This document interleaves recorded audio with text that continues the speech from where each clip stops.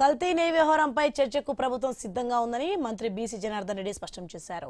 చర్చను డైవర్ట్ చేయడానికి వైసీపీ ప్రయత్నిస్తోందని విమర్శించారు. మండలిలో చెప్పులు వేసుకుని వెంకటేశ్వర స్వామి ఫోటోలను ప్రదర్శించడంపై ఆగ్రహం వ్యక్తం చేశారు. వైసీపీ నేతల తీరును ప్రజలు గమనించారని తెలిపారు. తప్పులు చేసి బుకాయించడం వైసీపీ నేతలకు అలవాటుగా మారిందన్నారు. ప్రజలకు సంబంధించినటువంటి ఒక కౌన్సిల్లో ఏదైతే దాని మీద ఒక చర్చ జరుగుతున్నప్పుడు ఆ చర్చలో డైవర్ట్ చేయడానికి కేవలం రాజకీయ ఉనికిని కాపాడుకోవడానికి ఆ రోజంతా కూడా వెంకటేశ్వర స్వామి పటాలు తీసుకొచ్చి ఆ యొక్క పటాలను కూడా చూపిస్తూ ఈ యొక్క కింద చెప్పులతో కొంతమంది, షూస్ తో కొంతమంది వచ్చారు.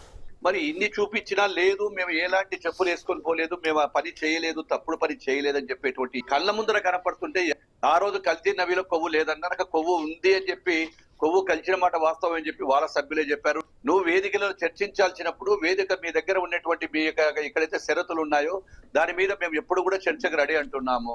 జగన్మోహన్ రెడ్డి గారికి భక్తి అంటే, దేవుడు అంటే భయం లేదు. ఏ రోజు హిందూ సాంప్రదాయాలు పట్టించలేదు.